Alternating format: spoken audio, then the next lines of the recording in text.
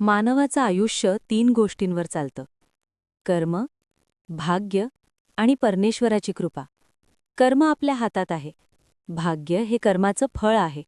आणि जेव्हा या दोघांवर श्री स्वामी समर्थांचा आशीर्वाद असतो, तेव्हा आयुष्याची दिशा बदलते.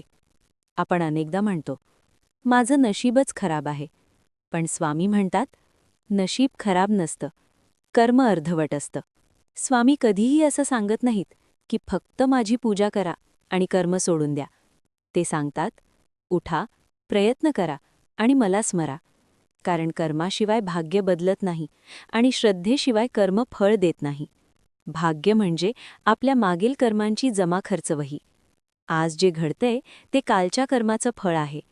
पण स्वामींची कृपा अशी असते की ती त्या वहीत नवं पान उघडते. स्वामींचा आशीर्वाद म्हणजे अडचणी नाहीशा होणं नाही, तर त्या अडचणी सहन करण्याची शक्ती मिळणं आहे.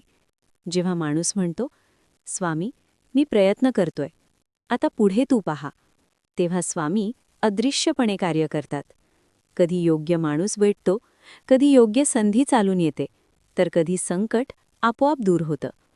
कर्म करताना जर अहंकार आला, हे सगळं मी केलं, तर भाग्य थांबतं. पण कर्म करताना जर नम्रता असेल, हे स्वामींच्या कृपेने, तर भाग्य धावून येतं. स्वामी भक्ताकडून फक्त 3 गोष्टी अपेक्षित ठेवतात: प्रामाणिक कर्म, अखंड श्रद्धा आणि संयम. आपण म्हणतो, मी चांगलं करतो, तरी मला त्रास का? स्वामी उत्तर देतात, कारण अजून काही जुनी देणी बाकी आहेत.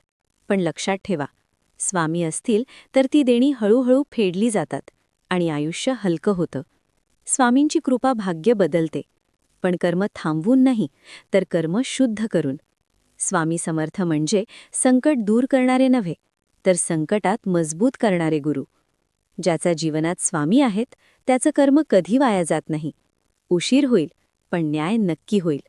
म्हणूनच सांगतो, कर्म तुमचं असो, भाग्य स्वामींकडे द्या आणि आशीर्वादावर विश्वास ठेवा. स्वामींवर श्रद्धा ठेवा, कर्म करत रहा. आयुष्य आपोआप योग्य मार्गाला लागेल. श्री स्वामी समर्थ.